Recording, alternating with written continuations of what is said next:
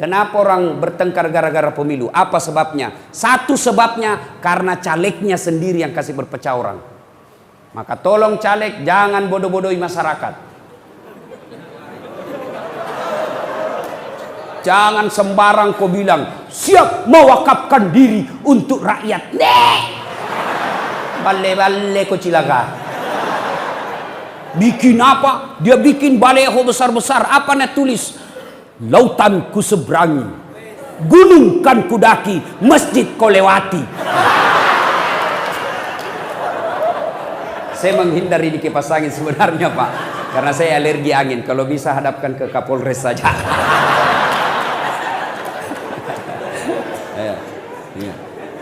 Caleg yang biasa-biasa saja kalau bikin, jangan berlebihan caramu bohong. Ya, hadir untuk rakyat, hidup mati untuk rakyat. Betul jako itu bos. Bagi-bagi kartu nama, hehehe. Pilih saya, ini kartu namaku, nomor HP ku di situ, 24 jam telepon saya, aman. Begitu terpilih dah ganti nomor HP-nya. Ada begitu di sini? Ada. Jangan pilih pokok. Yang itu incumbent itu gampang sekali dinilai. Kalau dia 5 tahun selama ini dia bohong, jangan kau lagi pilih. Bodoh kamu kalau kau masih pilih, dia sudah kau nak tipu. Gara-gara nak kasih kau saja sarung, jilbab, siap. Caleg biasa-biasa sajalah. Fotonya saja caleg sekarang banyak pembohong. Wih, halus mukanya Pak. Dah ada jerawatnya, mulus putih. Sekalinya kita ketemu, deh hancur.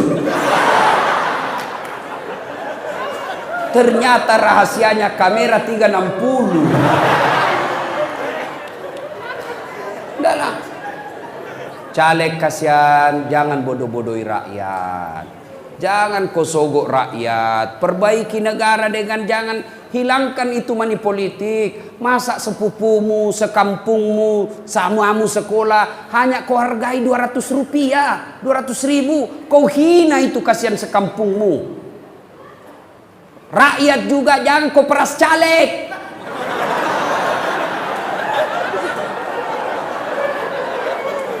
Kalian marah kalau ada orang korupsi. Kalian mengamuk kalau lihat korupsi di televisi. Tapi kalian mau mengambil uang sogoknya. Mau negara kita baik?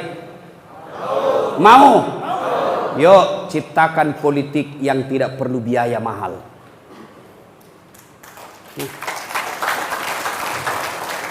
Bagaimana jembatan mau bagus? Belum diresmikan sudah rusak. Kenapa? Sudah ambil 20%. Pak Bupatinya bilang, habis uang dulu waktu kampanye. Kembali modal. Sudah. Kontraktornya bilang, kita juga sudah setor 20%. Biar yang mau tanda tangan mengetik, mak dapat tong bagian. Kalau ndak dikasih, rusak komputer. Ayo, kenapa bisa begini semua? Karena kita mau disogok dan mau menyogok. Tolong berhentilah menyogok dan disogok. Kenapa? Allah melaknat orang yang disogok dan menerima sogok. Ya, ingat waktu Nabi Isra Mi'raj, ada orang tangannya manusia, kakinya manusia, badannya manusia, tapi kepalanya anjing. Anjing kepalanya. Nabi bertanya sama Jibril, Jibril siapa itu Jibril? Jibril menjawab, itu umatmu yang disogok dan menyogok. Maka mulai sekarang Pak, besok mulai sambut pemilu kali ini 2019, singkirkan money politik, singkirkan sogok menyogok. Bapak mau memperbaiki negara, ada tim sukses, ada caleg datang bawa sogok, rekam pakai HP-nya, syuting itu pakai HP-nya. Sudah itu lapor di Panwas, lapor di polisi, tangkap itu Pak polisi. Inilah merusak negara kita yang money politik ini. Jangan juga kau tulis di depan RT-mu siap menerima serangan fajar. Jangan ketawa kok, seorang serius ini. Kau diceramai kok ketawai ki. Nah, satu yang merusak pemilu caleg. Yang kedua, yang merusak dan bisa bikin ribut kita, tim sukses. Ada tim sukses di sini? Ini juga biasa tim sukses banyak bohongnya. Siapa? Aman RT 4, 300 suara. Kita bisa ambil 250. Yang 50 ini dibagi-bagi orang lain, Pak. Kita 250. Begitu penghitungan suara cuma 20 yang suaranya. Bah, ini yang biasa ini. Karena sudah malu, sudah terima proposal, sudah dapat duit, uangnya habis orang, cuma 20 suaranya, maka dia menghasut menjadi provokator. Tim sukses, jangan kau sukses sendiri. Hah? Dan biasanya tim sukses itu kontraktor. Supaya nanti kalau menang calonnya dapat proyek, minimal penunjukan langsung. Ada kontraktor di sini? Ada? Hati-hati kok bos. Pernah dengar ceritanya kontraktor di akhirat? Jadi baku SMS si penghuni sorga Pak sama penghuni neraka. Nah bilang penghuni sorga, bagaimana kabarmu di neraka? Nah udah deh, nggak ada enaknya di sini deh, di blender jaki terus. Nggak ada jam istirahat, dipalu-palui terus di sini. Nah bilang dari neraka, kau ya bagaimana? Weh enaknya ini di sorga. Baru dibayangkan sudah ada di depan tak. 1 laki-laki 7 bidadari. Nah bilang berapa? 7. Masa? Iyo 7 bidadari. Suci terus, tidak pernah kentut. Tidak seperti cerita di rumah 13 kali kentut satu hari. Masya Allah. Nah bilang penghuni neraka, boleh kami ke situ? Nah sini mako. Bagaimana caranya? Dia bilang, kau bikin jembatan dari surga, saya juga bikin jembatan dari neraka. Karena orang di neraka itu kan kreatif, Pak. Banyak akalnya. Dia bilang, kau bikin jembatan dari neraka, saya juga bikin dari surga. Oke, jalan. Lelang proyek. Keluar pemenang tender. Waktu pekerjaan 3 hari. Hari pertama proyek dari neraka sudah selesai 50%. Hari kedua 70%. Hari ketiga tuntas, tidak ada masalah. Dari surga belum mulai proyeknya.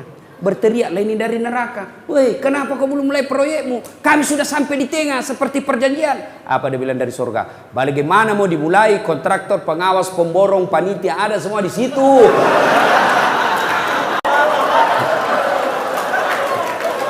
Di sini cuma Pak Imam tidak tahu kalkulator. Selalu salah itu. Itu kontraktor. Kalau anggota DPR pernah dengar ceritanya?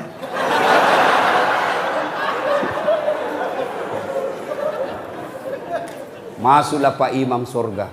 Dilihat, kenapa banyak anggota DPR di sini nih? Dia protes sama malaikat. Malaikat, kenapa banyak anggota DPR di sini? Nah di negaraku itu orang ditangkap gara-gara korupsi. Nah bilang malaikat, jangan mau ribut. Reses gini. Sebentar lagi dia pulang di tempatnya. Ada anggota DPR di sini? Ada? Kalau ada berarti orang baik itu yang hadir di sini. Alhamdulillah ya. Yang kedua, yang menyebabkan orang pecah persaudaraan. Selain pemilu, apalagi yang mengucapkan pecahnya persaudaraan kita? Sombong. Tidak ada orang suka orang sombong, Pak. Apa sebabnya orang sombong? 1, pangkat. Polisi, tentara, Polres, Wakapolres, Dandim, yang kau sombong bos. Kenapa? Ada masa pensiunmu. Begitu kau pensiun, suka tidak suka, mari tongkat komando, kasih orang lain bos. Kau polisi mau sombong, pensiun kau masuk jadi rakyat biasa, hilang kau punya pangkat, kau pakai lagi pangkatmu, nak bilang kau orang gila. Betul? Betul? Maka polisi jangan sombong. Jangan menghina rakyat. Jangan melecehkan rakyat. Polisi jangan sombong. Jabatan ada batasnya. Polisi saja tidak boleh sombong, apalagi kamu yang pengangguran.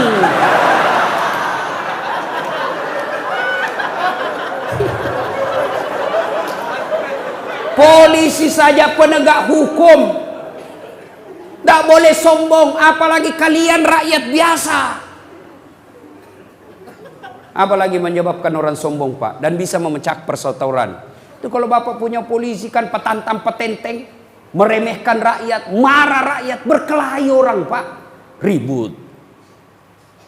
Apalagi yang menyebabkan orang sombong, ilmu, naik pangkat, naik gelarnya, banyak gelarnya. Sombong, jangan sombong gara-gara ilmu. Kenapa? Allah cabut ilmumu, nak kasih pikun kok. Ada obatnya pikun? Sampai sekarang tidak ada obatnya pikun. Ada orang banyak sekali gelarnya, Pak, tinggi sekolahnya. Begitu mulai tua, diprotes sama istrinya. Pak, biasanya kalau kau mau pergi mengajar di kampus, kau cium-cium jidatku. Ini sudah hampir 2 minggu, kau tidak pernah lagi cium saya. Langsung dia bilang suaminya, astagfirullah. Berarti siapa saya cium selama 2 minggu?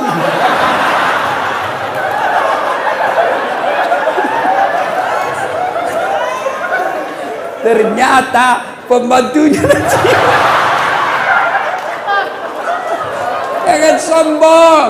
Kalau Allah marah nak kasih pikun kok. Tidak bisa kau bedakan mana istri mana pembantu. Jangan juga modus. Mantan-mantan sudah dengar ceramah begini, pura-pura pikun. Didapat di kamar sama pembantunya, didapat sama anaknya. Ih, kukira mamamu nak.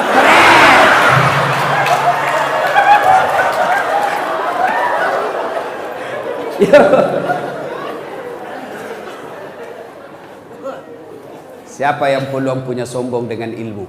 Salah satu diantaranya ustadz. Ada ustadz sombong? Banyak. Mana ciri-cirinya? Waktu belum terkenal, baru kumis call, na telepon balik, mak.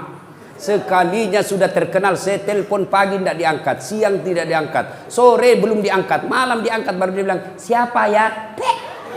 Ada nama aku di situ, HP-mu. Jangan sombong gara-gara ilmu. Dakwah sombong. Adakah pendakwah sombong? Ada yang suka memaki-maki dan tidak mau menghargai perbedaan pendapat.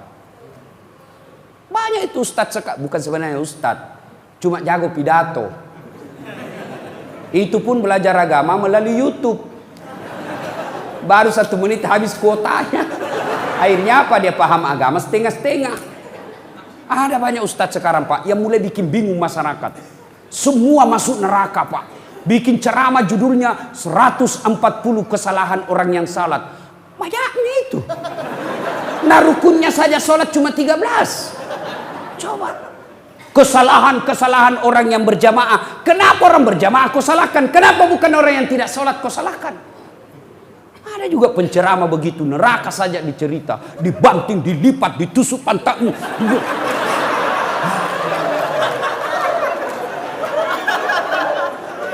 Itu saja ceramahnya, Pak. Bida-bida saja. Bid'ah masuk neraka. Nenekmu punya neraka. Nabi saja dakwah luar biasa. Datang orang, ya Rasulullah, saya melanggar. Apa pelanggaranmu? Saya berhubungan suami istri di siang hari bulan Ramadan. Nabi bilang, wah, besar dosamu, bos. Maka kau puasa 60 hari berturut-turut. Berapa ya Rasul? 60 hari. Ya Rasulullah, 30 hari saja saya kecolongan. Apalagi 60 hari, tidak mampu ya Rasul. Kalau begitu kau kasih makan fakir miskin 60 di kampungmu. Berapa ya Rasul? 60. Ya saya orang miskin ya Rasul. Dalam hati Nabi, ini sudah miskin melanggar lagi.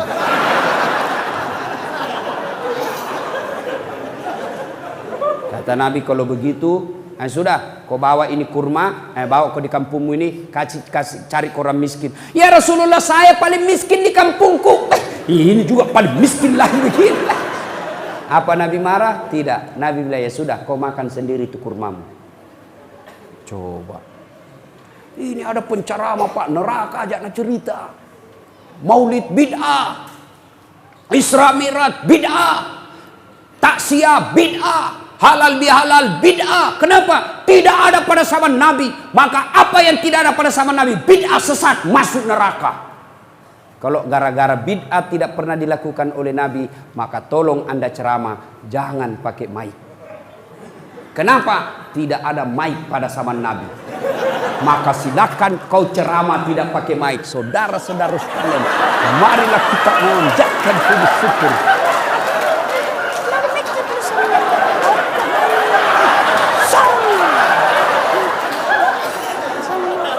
Iya toh? Maka yang baik penceramah, kalau berbeda pendapat, kemukakan semua pendapat ahli mazhab, sudah itu silahkan jamaah yang memilih. Berbeda pendapat dalam Islam itu hal yang lumrah. Berbeda pendapat dalam Islam itu rahmah. Yang menjadi masalah kalau Anda tidak mau menerima perbedaan pendapat dan menyalahkan pendapat orang. Itu salah. Bagaimana kunut? Boleh. Tidak kunut? Boleh. Kunut boleh, tidak kunut boleh. Jadi yang mana yang salah? Yang tidak sembahyang subuh. Jelas itu, bos. Ya, jelas. Jangan sombong gara-gara ilmu. Apalagi yang kasih sombong orang. Ada pangkat jabatan, anggota DPR, bupati. Jangan kau sombong, bos. Kau jadi bupati karena dipilih oleh rakyat. Tidak ada pilih kok. Wabillahi taufiq wal hidayah. Anggota DPR, jangan kau sombong. Kau jadi duduk anggota DPR karena ada rakyat memilihmu. Anggota DPR kalau mau dipilih kayak pengemis, tolong bang, kasihan saya. Kalau bukan kau, mati saya, di malu saya. Tolong kasihan, tolong bang, idik mati ko si idik, mandi ko dek gaga idik mati kak kasihan. Tolong saya. Waktunya mau dipilih kayak pengemis, sekali jadi anggota DPRD kayak raja, susah ditemui. Sibuk saya, di reject kita punya telepon. Masya Allah. Jangan sombong, lambat loading itu. Apalagi yang membuat orang sombong? Apa? Harta. Jangan sombong gara-gara harta. Allah tidak larang kamu kaya. Allah tidak larang kamu banyak duit. Tapi Allah larang kalau engkau meremehkan orang miskin. Ya. Jangan sombong gara-gara kaya. Allah marah. Nah tegurki seperti tsunami di Palu. Gempa di Donggala. Sekejap tidak sampai 5 menit miskin. Coba. Ya, jangan sombong gara-gara harta. Kalau Allah marah, banyak duitmu, kasih bangkrut. Oke, masih banyak duit, masih banyak duitnya. Tapi kalau Allah marah, apa? Nah, kasih penyakit dalam diri kita sehingga banyak duit tidak ada bisa dia makan. Banyak orang kaya itu berhadapan meja makan, bukan makanan nak pikir apa? Penyakit, asam urat, kolesterol, ginjal. Aduh, tidak ada bisa ku makan. Duitnya 7 miliar tapi dilarang makan nasi. Apa enaknya? Dilarang makan nasi, dilarang makan garam, dilarang makan gula, dilarang makan petsin, dilarang makan daging, dilarang makan, semua dilarang. Apa yang bisa makan? Ubi rebus. 7 miliar uangnya di ubi bisa makan. Cilaka ngana. Nah, begitu dia ke dokter, apa dia bilang dokter? Bapak selama aktif tidak pernah kena matahari. Mulai besok bapak harus kena jemur matahari. Mulai jam 7:30 sampai jam 10 bapak keliling di kompleks. Jangan pakai baju ya. Nah, bapak pakai celana pendek. Jangan pakai sendal. Kelilinglah dia di kompleks dari 7:30 sampai jam 10 tidak pakai baju, pakai celana pendek, tidak pakai sendal. Apa bedanya sama gembel? Jangan sombong gara-gara harta. Apalagi yang membuat biasa orang sombong? Karena popularitas. Kayak cantik. Ibu-ibu jangan cantik. Kenapa? Cantik ada batasnya. 17 tahun sweet 17. Cantik memang menggoda. Setiap kau tersenyum satu kampung terpesona. 17 tahun. Tapi balik itu angka 17. 71. Masih cantik kok. Senyum lari cucumu. Dikira mau digigit. Berhenti sombong. Allah tidak mencintai orang yang sombong. Allah melaknat orang-orang yang sombong. Kenapa? Sombong itu pakaian Allah, tidak boleh kalian pakai. Kenapa? itulah sebabnya Asmaul Husna yang kita baca tadi, satu dari 99 nama Allah ada disebut Al-Mutakabbir. Apa itu? Yang maha kaya, yang maha sombong. Kenapa Al-Mutakabbir maha sombong? Kenapa Allah maha sombong? Karena memang hanya Allah yang tak terbatas. Apa yang disombongkan kita, Pak? Di atas langit ada langit. Bapak kaya, masih ada lebih kaya dari Bapak. Maka Allah dalam hadis qudsi Allah jelaskan, ada 3 temannya setan di dunia. 3 temannya setan, Pak. Saya ulang, temannya setan di dunia. Satu diantaranya kata Nabi, ganiyun mutakabbir, orang kaya yang sombong. Kaya harta, hartawan sombong, temannya setan. Kaya pangkat, pejabat sombong, temannya setan. Kaya ilmu, ilmuwan, temannya setan kalau dia sombong. Kaya mukanya cantik rupawan, sombong, temannya setan. Tapi meskipun dia temannya setan, orang masih memaklumi. Kalau dia kaya, jabatannya tinggi, selebriti, cantik, orang masih bilang, iya tahu, wajarlah dia sombong. Dia kaya, ada pangkatnya, populer, cantik. Meskipun dia temannya setan, tapi memang ada jalannya dia sombong. Tapi kalau sudah jelek, pengangguran, tidak terkenal, hitam, bau mulutnya, busa-busa kalepanya, sombong lagi. Bukan mahkota temannya setan, tapi kau sudah jadi setan cilaka. Ada sombong di sini? Ada. Sombong menyebabkan putus persaudaraan karena Anda meremehkan orang lain. Begitu Anda meremehkan orang lain, maka Anda orang tersinggung dan bisa terjadi perkelahian. Apalagi yang menyebabkan orang sombong, orang berpecah belah? Apalagi? Sakwa sangka, buruk sangka.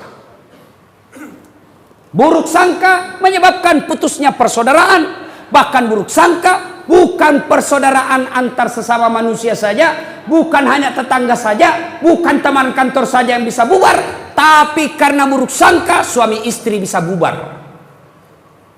Kenapa? Dia telepon suaminya tidak dijawab. 2 kali nak telepon tidak dijawab. Akhirnya apa? Buruk sangka mi. Pasti ketemu lagi tuh temannya. Si runtut sih. Ada lagi tuh sama teman SMA-nya, pasti nak pegang di tangannya. Padahal ibu baik sangka suami tak tidak angkat teleponnya karena lagi menghadap sama komandannya. Masa mau terima telepon?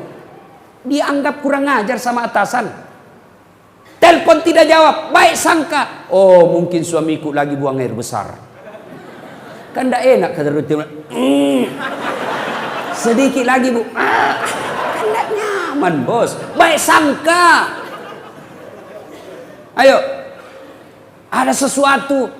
Saya lihat istrimu, suamimu bonceng cewek. 2 kali saya lihat lewat, lain-lain dia bonceng cewek, 2 cewek dia. Baik sangka. Apa? Suamiku memang bonceng cewek lain-lain karena kerjanya tukang ojek.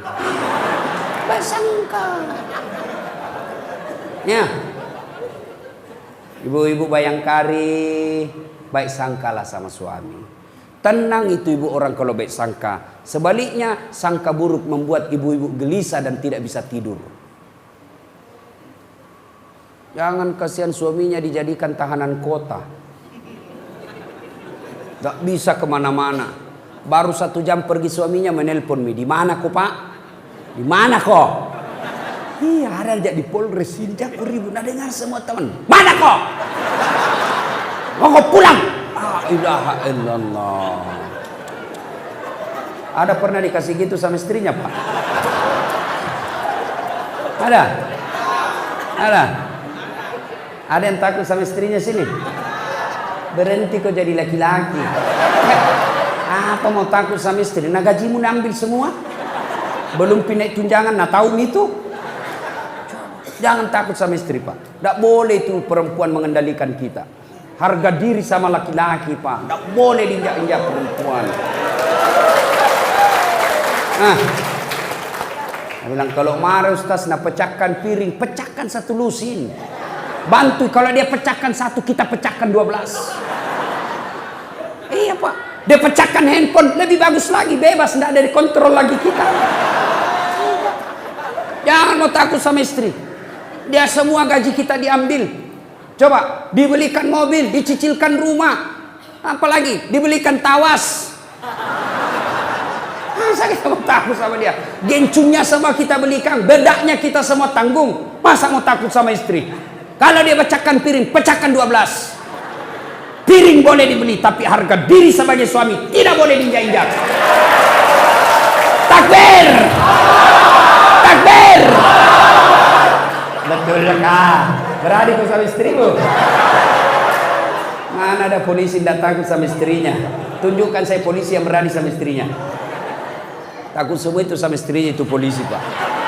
Nah bilang temanku, sebenarnya kita polisi Ustadz bukan takut sama istri.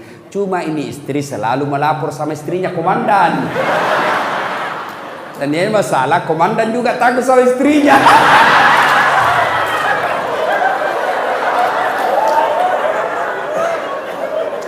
Bu, Ibu, berikan kebebasan suami tadi.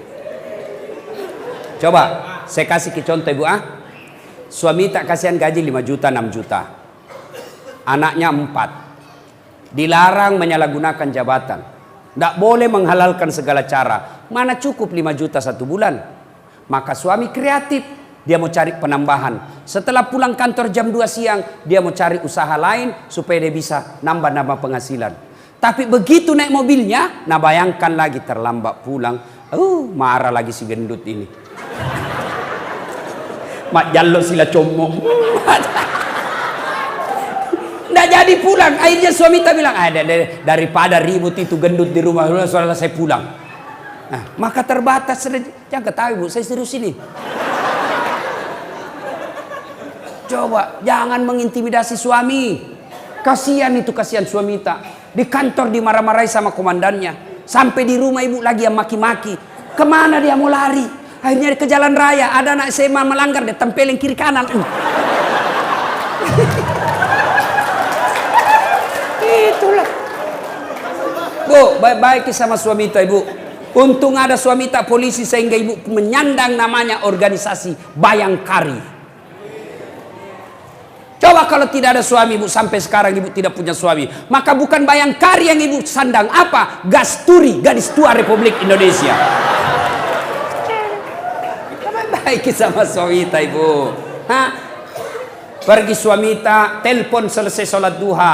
Pak, bapak sebagai polisi, jangan mempermalukan institusi. Syukuri penghasilan Pak, rezeki tidak akan diambil. Jangankan diambil, tertukar saja tidak. Baru saja saya selesai salat duha, saya doakan Bapak sukses karir, dimurahkan rezekinya. Oh, senang itu suami. Itu suami kalau dapat SMS begini Bu, dia kasih lihat semua temannya di posko. Istriku, wanita soleha. Kalau ibu telepon terus, di mana kok? Di kantor. Foto dulu baru kirim. Intimidasi.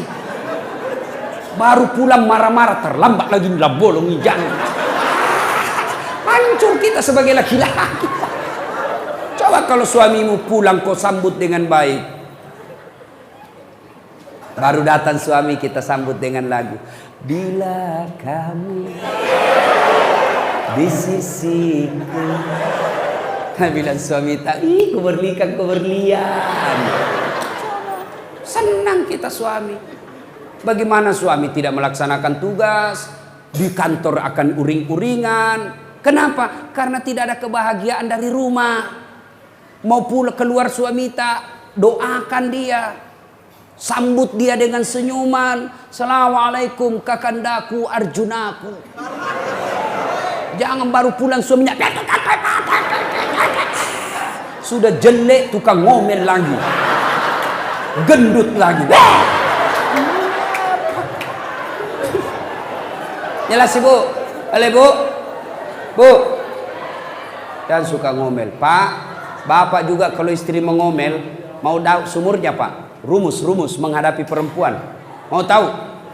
Rumus menghadapi perempuan tukang ngomel, diam. Kalau perlu bapak minum obat tidur. Biar dia ngomel sampai pagi. Bapak kata, yang penting kita sudah tidur. Bagaimana istri tidak ngomel Pak? Gaji 5 juta, anak 4, cicilan rumah, cicilan mobil, 5 juta mana cukup? Maka itulah kehebatannya perempuan, dia bisa atur sampai akhir bulan. Kalau dia marah-marah, tenang saja. Biarkan, makan saja obat tidur, selesai masalah. Kalau dia marah-marah, jangan dibalas. Kalau dia ngomel, dijelaskan, tambah datang pertanyaan. Dijelaskan satu, muncul dua. Jelaskan dua, muncul tiga. Apalagi kalau Nabi bilang, pokoknya, sudah diam maki saja. Tidak jalan itu otaknya itu. Itu perempuan. Sudah dijelaskan, lain lagi masalah yang muncul. Masalah yang 10 tahun nak ungkap lagi. Kenapa balik ku dapat SMS-mu dulu? Nah lewat itu. Ini semua ini. Penrasu-rasu. Mau kau diceraikan, ada mi anak, dipertahankan, kau bikin stres. Diam-diam. Maka bapak-bapak kalau istri tak ngomel, diam saja. Kan tidak susah, tidak gampang juga jadi istri itu Pak. Bayangkan mulai dari hamil. Ibu-ibu masih ingat waktu tak hamil? Menderita toh?